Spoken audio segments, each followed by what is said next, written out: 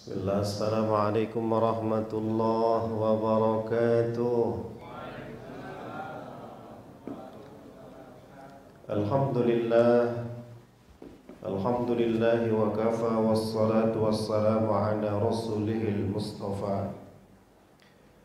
Ashhadu an la ilaha illallah wahdahu la syarika lah, wa ashhadu anna sayyidana wa nabiyyana Muhammadan abduhu wa rasuluh.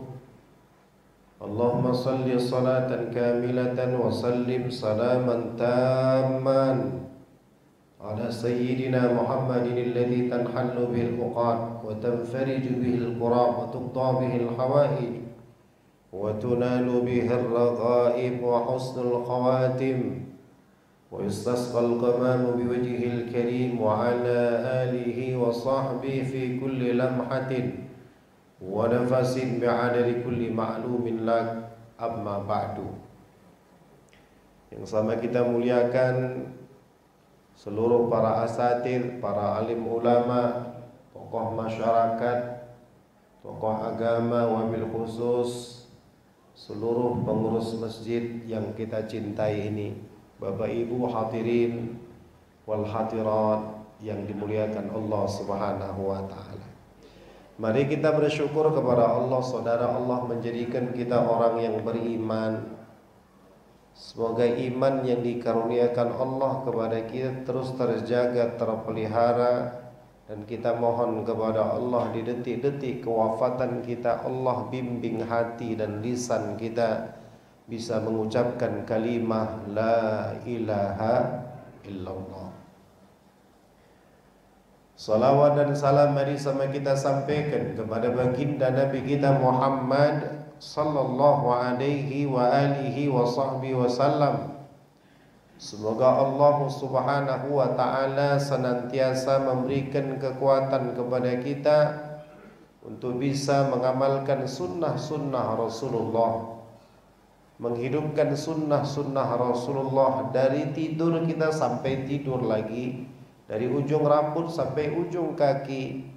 Karena orang yang paling dekat dengan kasih sayang Allah, yang paling dekat dengan ampunan Allah, yang paling dekat dengan pertolongan Allah adalah mereka-mereka yang kehidupan mereka mirip dengan kehidupan baginda Rasulullah dan para sahabatnya. Para bapak ibu hadirin wal hadirat yang dimuliakan Allah Subhanahu wa taala, kita bersyukur Allah jadikan sebagai umatnya Rasulullah, umat yang agung, umat yang mulia. Kenapa kita jadi mulia, jadi agung? Karena kita berkaitan kepada Nabi yang termulia dan teragung, Sayyiduna wa Maulana Muhammad, Sayyidul Anbiya wal Mursalin, pemimpin seluruh para Nabi dan Rasul.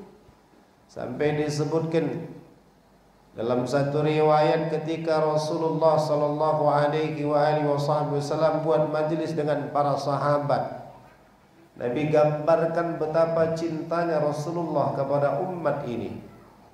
Satu hari ketika Rasulullah menyampaikan, kata Nabi, ana mushtaq li ikhwani, aku rindu kepada saudara-saudaraku, kata Nabi. Ketika itu para sahabat mengatakan, alasna ikhwanak ya Rasulullah, bukankah kami ini saudara-saudaramu? Ketika itu Rasulullah menjawab, la bal antum ashabi, kalian itu sahabatku, kata Nabi. Ikhwani, saudara-saudaraku yang kurindukan, alladzina lam yarawni walakinnahum yu'minuna bi, mereka-mereka itu orang-orang yang tidak pernah lihat aku, tidak pernah berjabat tangan dengan aku, tidak pernah duduk dalam majelisku. Walakinnahum yu'minuna bi, kata Nabi, akan tetapi mereka itu beriman kepadaku. Kita berharap apa yang digambarkan Rasulullah sallallahu alaihi wasallam, kitalah termasuk bagian yang dirindukan Rasulullah. Semoga kita adalah bagian orang-orang yang kelak mendapatkan syafaat baginda Sayyiduna wa Maulana Muhammad, yang Rasul pernah menyatakan, syafaatul uzma li ahlil kabair, syafaatku akan kuobral kepada umat ini, akan kubagi-bagi kepada umat ini, kata Nabi, akan kuberikan kepada umat ini Bahkan kepada mereka yang melakukan dosa besar pun akan aku berikan syafaat kepada mereka. Begitulah cintanya Rasulullah kepada sahabat. Begitulah cintanya Rasulullah kepada umatnya. Begitulah cintanya Rasulullah kepada kaumnya, kepada orang-orang yang beriman kepadanya.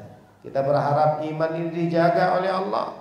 Mahabbah, kecintaan kepada Nabi terus dipelihara oleh Allah.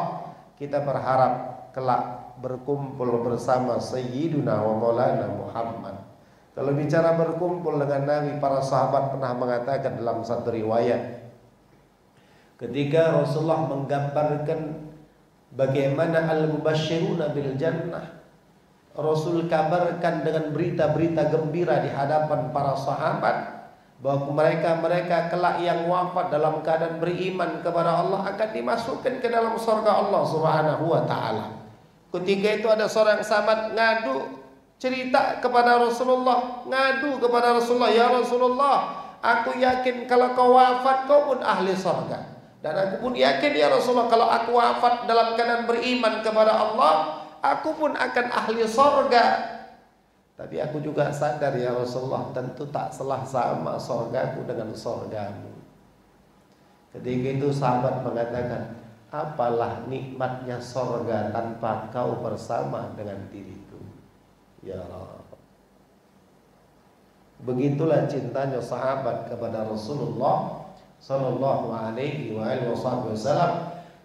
Bukan saja kecintaan sahabat diakui oleh orang yang beriman, bahkan orang-orang yang kafir pun di zaman itu mengakui bagaimana kedekatan, kecintaan, mahabbah para sahabat kepada Rasulullah sallallahu alaihi wasallam. Sampai ada satu kalimat yang masyhur di kalangan tokoh-tokoh terdahulu, ma ra'aitu ahadan yuhibbu ahadan ka hubbi ashabi Muhammadin Ahmada. Aku kenal bagaimana tokoh Farsi, Romawi, Rum, pembesar-pembesar dunia di zaman itu, tapi aku tidak pernah melihat ada satu dengan yang lain saling mencintai yang sangat luar biasa sebagaimana cintanya sahabat-sahabat Nabi Muhammad kepada baginda Sayyiduna wa Maulana Muhammad. Cinta sahabat kepada Rasulullah. Satu hari saudara, ketika terjadi perang Uhud, Nabi sedang itu perhatikan pasukan orang-orang beriman. Perang Uhud itu kan terjadi di Madinah. Bukit Uhud pun Jabal Uhud di Madinah. Tidak jauh dari Masjid Nabawi. Kalau orang berangkat haji, berangkat umrah, biasa ziarah Madinah, ziarah Nabi. Mereka juga dibawa jalan-jalan itu ziarah, berkunjung nanti ke Jabal Uhud. Di sana ada orang-orang yang wafat dalam mati syahid, dikuburkan di sekitaran Bukit Uhud tuh. Karena ketika berangkat ke Madinah, ketemu dengan teman-teman, anak pernah bicara sama supir bus. Iya, ya Said. Ada Jabal Uhud min az-zaman huna. Kami selihat ada min zaman. La kan hunak nantaki lahina. Bercanda supir bus tu. Enggak, dulu Gunung Uhud di sana, kami pindahkan kemari. Bercanda dia. Kamu safat baina tarfan hadzal jibal. Berapa sih jarak gunung ke gunung nih, dari ujung ke ujung Gunung Uhud? Kata supir tadi, supirnya orang Syria. 82 km, kata 82 km. Padahal ketika Anda lihat-lihat dalam tarikh tak sampai 10 km. Tapi sudah besar tuh. Tapi salah pula yang awak tanya supir pula. Ya. Jadi pernah terjadi perang di Gunung Uhud. Satu hari saudara, jangankan para sahabat, satu hari ketika Nabi naik ke Gunung Uhud, itu Gunung Uhud goncang gemetar, gempa. Kalau ketika itu Rasul bersabda, ya Jabal, alaikan Nabi, sekarang yang berada di atasmu seorang Nabi utusan Allah. Ketika Rasul katakan kalimat itu, langsung gunung itu diam, berhenti dari goncang dan goyangnya. Kalau ketika itu Rasul bersabda, inna hadzal jabal Uhud yuhibbuna wa nuhibbuh. Kata Nabi, ini gunung Uhud. Dia cinta kepada kita, kita pun cinta kepadanya. Maka ahli sejarah selalu mengatakan kalau mereka bicara dalam kitab-kitab mereka gunung Uhud, selalu mereka gandengkan dengan titel radhiyallahu taala an. Kenapa mereka berikan gunung Uhud dengan titel radhiyallahu taala an sebagaimana titelnya para sahabat? Karena arti radhiyallahu taala Allah ridho kepada gunung Uhud. Ya pasti Allah ridho, karena sesuatu yang dicintai Rasulullah pastilah mendapatkan keridhaan Allah. Terjadi perang di gunung Uhud. Ketika Nabi asyik melihat pasukan-pasukan orang yang beriman, tiba-tiba ada sebuah anak panah meluncur pas ke wajah Rasulullah. Ini kisah disebutkan dalam kitab Jauharut Tauhid, bicara tentang mukjizat baginda Sayyiduna wa Maulana Muhammad. Ada sebuah anak panah meluncur pas ke arah wajah Nabi. Tidak jauh dari samping Nabi ada seorang sahabat namanya Sayyiduna Qatadah radhiyallahu taala. Melihat beliau anak panah meluncur ke arah wajah Nabi, dia tanpa pikir panjang-panjang, tanpa banyak-banyak berpikir, langsung dia tangkis anak panah yang mengarah ke arah wajah Nabi. Tahukah kita Bapak Ibu, Sayyiduna Qatadah menangkis anak panah itu dengan apa? Dia tangkis dengan wajahnya. Betapa cintanya para sahabat kepada Rasulullah. Jangankan anak panah, duri pun mereka tidak pernah ridho menyentuh Rasulullah sallallahu alaihi wasallam. Ketika anak panah menghantam ke wajah Sayyiduna Qatadah, ketika itu disebutkan dalam tarikh, anak panah itu menghantam bola mata Sayyiduna Qatadah. Tapi anak panah itu tidak menancap di matanya, tapi melesat. Anak panah itu keluar menghantam sebagian daripada bola matanya, sehingga bola mata itu keluar. Disebutkan dalam itu kitab, bola mata itu tergantung di pipi Sayyiduna Qatadah bersama lemak-lemaknya. Anda baca itu riwayat, ya Allah, subhanallah. Dia datangi Rasulullah ketika itu. Ya Rasulullah, kaif hada ya Rasulullah, bagaimana ini ya Rasulullah? Bola mataku kena anak panah, keluar bersama lemak-lemaknya, tergantung di pipi Sayyiduna Qatadah. Ketika itu Rasul katakan, qol, dari lisan yang mulia beliau katakan, ya Qatadah, kalau kau mau nanti kubalikkan bola matamu dalam surga. Atau kalau juga kau mau ya Qatadah, kubalikkan sekarang bola matamu, nanti akan sembuh sebagaimana semestinya. Kata Sayyiduna Qatadah, ya Rasulullah, kalau kau ridho, kau kembalikan bola mata ini ke mataku, dan kau beri doakan kebaikan buat diriku. Disebutkan dalam tarikh, Nabi ambil bola mata Qatadah bersama lemak-lemak, jadi masukkan ke wajah, ke tempat mata Sayyiduna Qatadah.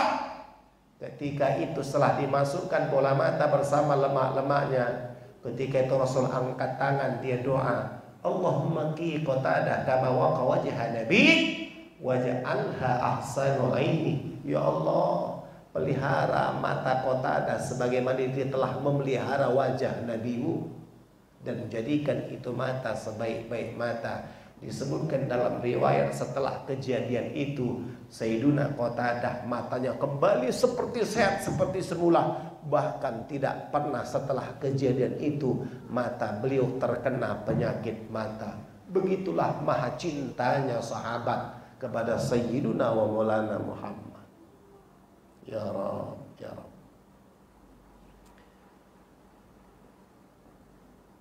Para sahabat, saudara, sampai disebutkan dalam tarikh, ada seorang sahabat tidak suka makan labu. Makan labu tidak suka. Ngerti Bapak Ibu labu ya? Bu? Ibu? Masih hidup? Alhamdulillah.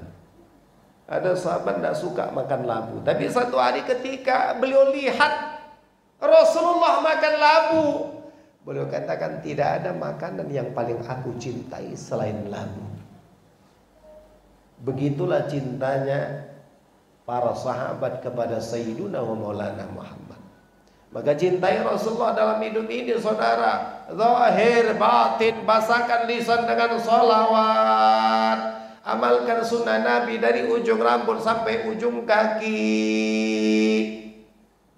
Buat gerak-gerik kita sebagaimana yang dibuat Rasulullah.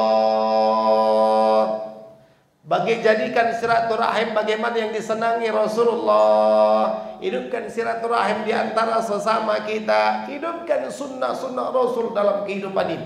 Pelajari sunnah Nabi sebagai bentuk cinta kita kepada Rasulullah. Kita kenali Rasulullah. Kemudian kita berjuang bagaimana yang ada dalam diri Nabi. Kita berusaha ada pula dalam kehidupan kita, insya Allah. Kalau kita lihat cerita Nabi yang perlu kita tiru dari Nabi itu 3 Bapak Ibu. 1 surah bentuk fisik.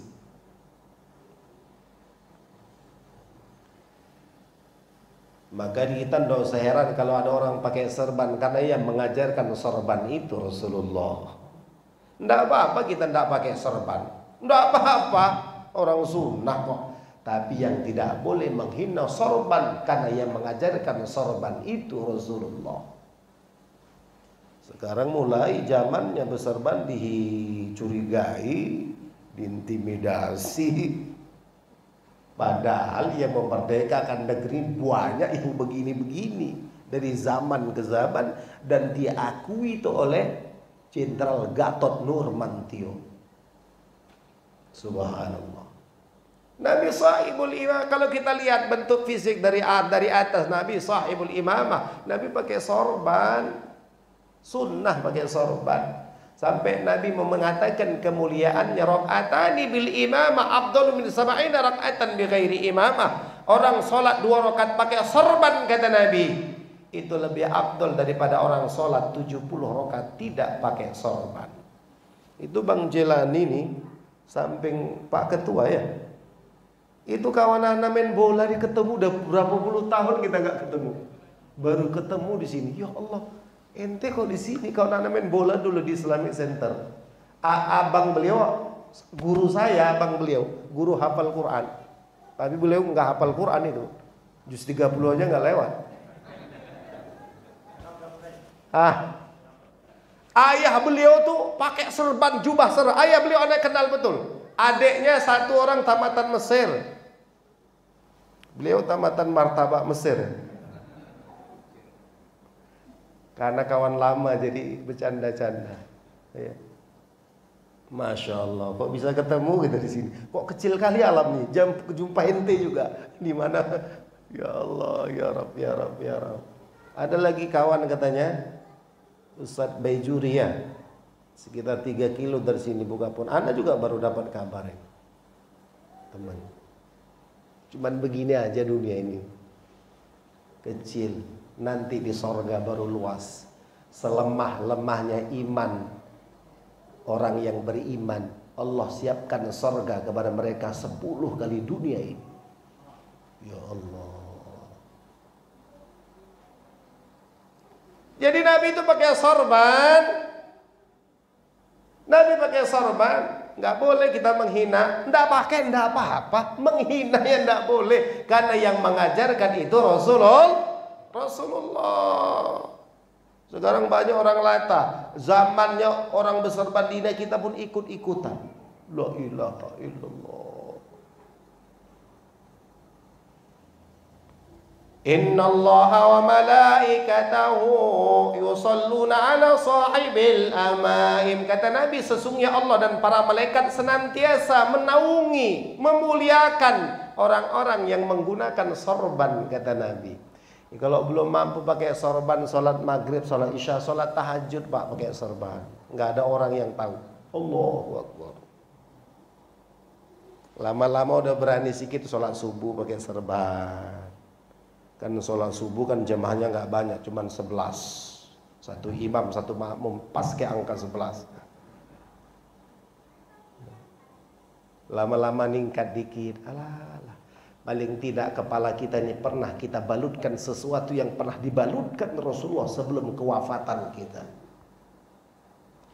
Anak pernah ceramah maulid di Siantar, ketua masjidnya kata sambutan, selesai kata sambutan anak tausiah.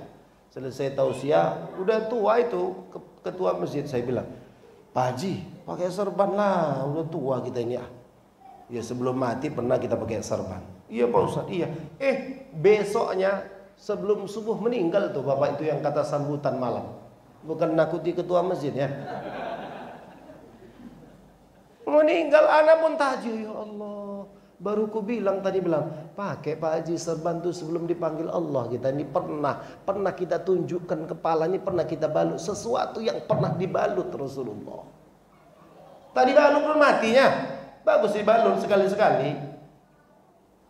Ya Allah. Terus turun ke bawah.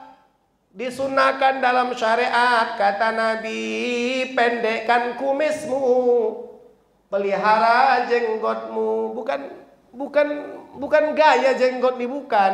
Walaupun sekarang kebanyakan artis pun berjenggot, kafir pun banyak sekarang berjenggot. Tapi kan kita bukan mengikuti artis, bukan mengikuti kafir. Kita mengikuti Rasulullah, niatkan sebagai sunnah Rasulullah. Sunnah pakai jenggot. Sunnah pula kumis itu ditipiskan. Bolehkah pakai kumis? Boleh. Tidak dilarang sama agama pakai kumis.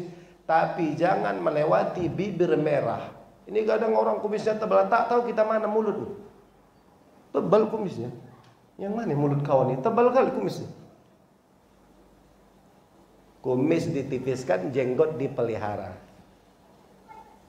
Sampai ada dalam kitab I'anatul Talibin ada kabar dari Sayyidatuna Aisyah bahwa jumlah jenggot Rasulullah 124.000 helai. Sampai jumlahnya pun ada beritanya. Ya. Kira-kira 124.000 tebal apa tipis tuh jenggot Nabi. Kurasa kayak bapak inilah mungkin tuh tebal. Mirip-mirip jenggot Nabi lah kurasa kan. Ya Allah. 124.000. Kan tebal itu kan. Seperti jumlahnya para sahabat.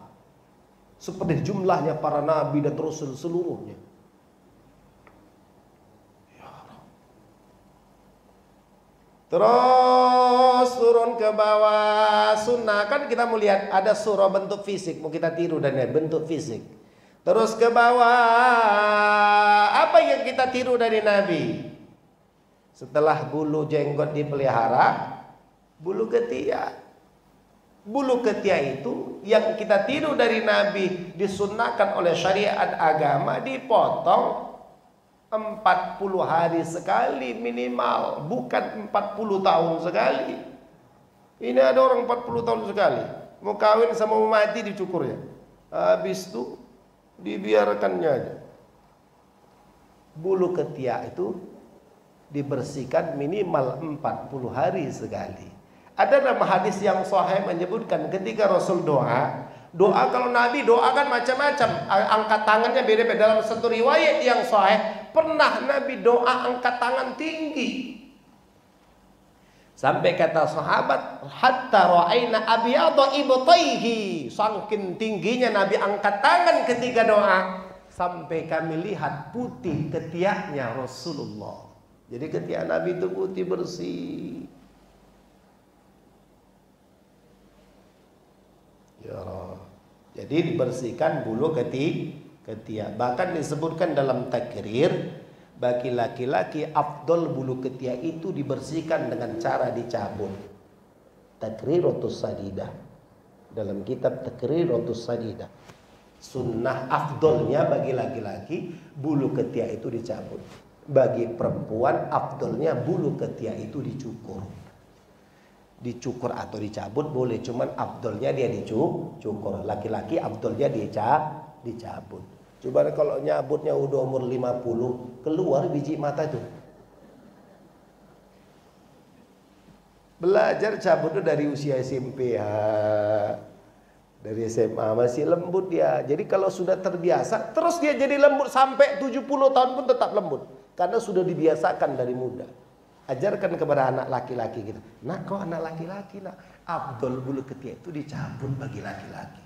Sehingga dia dari kecil sudah terbiasa. Tak keras. Kalau tak pernah dicabut, umur 50 dicabut, keluar urat saraf itu.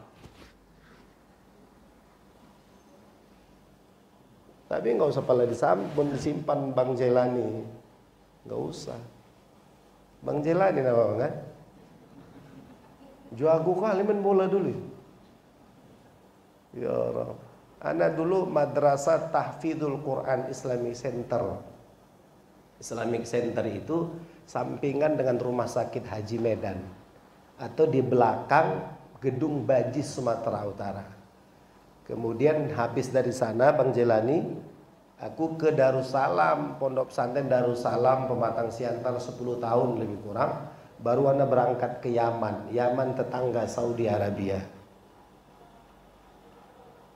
Jadi sama abang ini memang dia tak mondok dulu tapi kayak santri dia. Main bolanya sama santri. Istrinya pun dapat santri. Memang akalnya agak licik sedikit.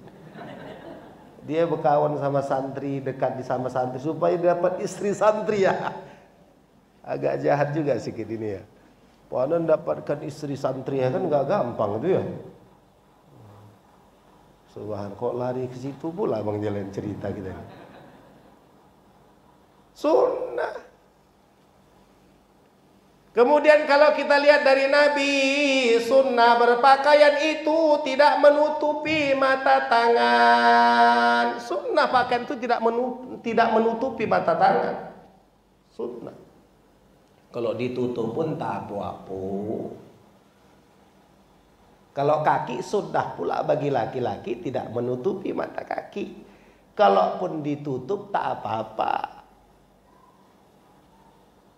Afdolnya tidak ditutup. Ada khilaf di antara para ulama. Kalau ditutup ada mengatakan hukumnya makruh, ada mengatakan hukumnya boleh.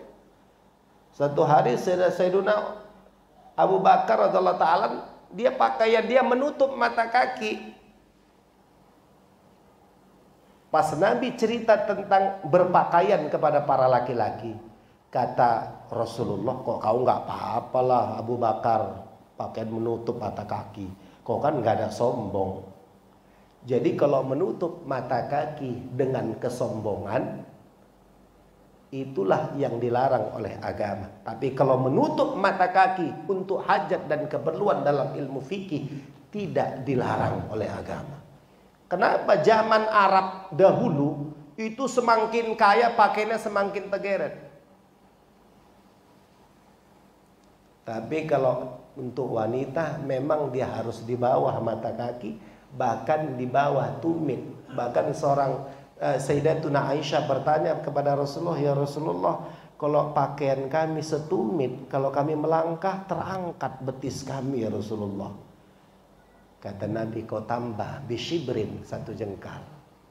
Maka kalau kita ke Yaman tuh wanita-wanita pakaian itu kena ke tanah. Wanita-wanita. Kita pengen nengok tumit yang nggak kelihatan. Kok di negara kita jangankan nengok tumit, subhanallah.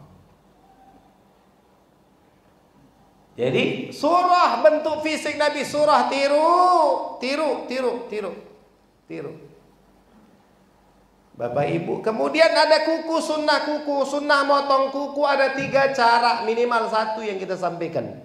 Bagaimana cara motong kuku? Motong kuku sunnah kalau kita ikut Nabi Sallallahu Alaihi Wasallam, sunnah motong kuku hari Senin, hari Kamis atau hari Jumat sebelum sholat Jumat.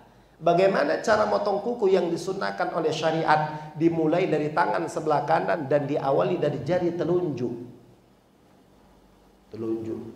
Terus ke tengah, manis, kelingking, terus disambung kemari, terus ditutup jempol sebelah kanan. Diawali jadi telunjuk sebelah kanan, ditutup dengan jempol sebelah kanan. Udah puluhan tahun kita motong kuku, baru ini kita tahu motong kuku itu begitu. La ilaha illallah. Untung aku datang ke Duri ini. Canda ya Bapak Ibu ya. Kok aku tengok agak putih mata, aku buat lucu sedikit. Aku tengok ada agak putih matanya, udah mau terbang dia. La ilaha illallah. Jadi mulai hari ini kita motong kuku seperti itu. Ada 3 cara, kita sebutkan satu saja. Karena kalau 3-tiganya kita sebut, nanti bisa lupa ketiga-tiganya. Satu saja amalkan, itu yang paling gampang ingatnya, berurutan dari jari telunjuk terus ke kelingking, terus ikuti, diakhiri dengan jempol sebelah kanan. Diawali telunjuk sebelah kanan, ditutup jempol sebelah kanan. Samakah orang yang motong kuku dengan yang tidak motong kuku, dengan cara sunnah dengan yang tidak cara sunnah? Tentu berbeda. Setiap sunnah itu punya kejayaan dan kemuliaan. Orang dialami semua motong kuku, tapi ada motong kuku yang berdasarkan sunnah Rasulullah, mereka mendapatkan kemuliaan dari agama. Yang mereka motong kuku tidak berdasarkan sunnah Rasulullah, mereka motong kuku tak dapat pahala. Tapi kita setelah ngaji, motong kuku kita pun dapat pahala. Man ahya sunnati faqad ahabbani wa man ahabbani kana ma'iyya fil jannah. Siapa orang yang menghidupkan sunnahku, orang itulah yang cinta kepadaku, kata Nabi. Kelak mereka yang cinta kepadaku, mereka bersamaku dalam sorga Rasulullah, dalam sorganya Allah, mendapatkan syafaatku. Allahumma ja'alna minhum. Ya Allah, jadikan kami bahagian daripada orang-orang yang kelak mendapatkan syafaat Rasulullah. Amin ya rabbal alamin. Itu surah bentuk fisik. Kalau motong kuku kaki gimana? Gampang, dari kelingking sebelah kanan motong kukunya sampai terus berurutan, kelingking sebelah kiri, langsung kaki kanan dari kelingkingnya terus berurutan, ditutup dari kelingking sebelah kiri. Mulai sejak hari ini Bapak Ibu, potonglah kuku berdasarkan sunnah Rasulullah. Motong kukunya pun dapat pahala, insya Allah. Itu bentuk fisik. Ada sirah. Apa sirah? Surah, sirah, sarirah. Apa sirah? Amal ibadah Rasulullah. Nabi tak pernah meninggalkan sholat jamaah. Para laki-laki, afdolnya sholat jamaah di masjid. Sholat jamaah, Nabi tidak pernah meninggalkan sholat jamaah. Padahal bahkan Nabi ketika sakit dipapah berangkat ke masjid, dipapah oleh 2 orang sahabat. Sebelah kanan Sayyidina Ali bin Abi Thalib, kiri Fadl ibnu Abbas. Dipapah Rasulullah ke masjid dalam keadaan sakit demam yang tinggi. Itu amalan Nabi, karena kemuliaannya besar. Kata Nabi, yang berangkat ke masjid, tiap langkah Allah berikan 10 kebaikan. Yang berangkat ke masjid, musola, tiap langkah Allah hapuskan 10 kesalahan. Yang berangkat ke masjid, sholat, tiap langkah Allah naikkan 10 derajat. Dapat aminnya para malaikat, kata Nabi. Dalam hadis yang sahih, disebutkan dalam banyak kitab hadis, disebutkan juga dalam kitab tafsir, dalam kitab Ibnu Katsir. Imam Ibnu Katsir memasukkan ini hadis dalam awal-awal muqaddimah kitabnya. Kata Nabi, siapa orang yang aminnya imam dan makmum dan malaikat sama, ghufira lahu ma taqaddama min dzambi, Allah hapuskan dosa-dosanya yang lalu. Pulang membawa 1000 rahmat Allah. Seolah-olah antara rumah kita dengan masjid ada satu kekuatan yang terkonek, yang terkoneksi, yang terhubung. Betapa hebatnya kemuliaan Allah berikan kepada masjid. Kehebatannya itu pun kemuliaannya Allah berikan juga kepada rumah-rumah kita. Kenapa? Karena tersambung dari rumah kita dengan masjid. Bahkan kata Nabi, bumi-bumi yang kau gunakan, kau berlalu lalang untuk ibadah, dari rumah, masjid, masjid, rumah, bumi yang kau injak, kata Nabi, berbangga-bangga dengan bumi yang lain. Dia cerita, aku dipijak sama Pak Ketua Masjid. Kau enggak. Bangga-bangga bumi itu. Oh, kau enggak dipijak, aku dipijak. Kau enggak, aku berbangga-bangga bumi itu. Ketika kita pijak, kita berangkat untuk menunaikan perintah Allah Subhanahu wa ta'ala. Takbir. Bila hilang ngantuknya Bapak Ibu, jangan nanti yang di sini berapi-api, Ibu berair-air di situ ngences. Semangat hidup ini. Karena persiapan kita untuk mati. Tidak ada yang disusahkan dari hidup, tidak ada. Jalani aja hidup, berjuang apa yang bisa kita lakukan dari kebaikan, dan pastikan jangan ada setiap saham kebaikan yang kita tidak ada di dalamnya. Kenapa? Bekal akhirat itu sangat butuh perbekalan yang sangat banyak, karena perjalanannya ilama la nihaya, perjalanan yang tidak ada batas akhirnya. Kata para ulama kita, kalau dunia ini diisi dengan biji sawi. Tahu biji sawi Bapak Ibu ya? Tahu ya? Daerah industri kan tahu juga sawi ya. Biji sawi kalau sekiranya dipenuhi oleh alam ini penuh dengan biji sawi. Tapi setiap hari satu ekor burung mengambil satu butir biji sawi, bisa dipastikan biji sawi itu pun akan habis dari alam ini. Tapi kehidupan akhirat tidak ada batasnya. Kalau sekiranya dunia ini penuh dengan biji sawi, setiap hari satu ekor burung mengambil satu butir biji sawi, pasti akan habis, ada masa habisnya. Tapi kehidupan akhirat lebih dari situ, tidak ada batas akhirnya. Maka buat persiapan buat diri kita saudara, siapkan diri kita untuk satu kehidupan setelah datangnya kematian. Semua kita jaga sholat, tutup aurat dengan baik, jaga perintah Allah. Ketika Allah titipkan kita harta, manfaatkan untuk urusan Allah dan Rasulnya. Semoga Allah jadikan apa yang Allah berikan kepada kita dijadikan sebagai sebuah jalan kelak, mempermudah kita masuk ke dalam surga Allah Subhanahu wa ta'ala.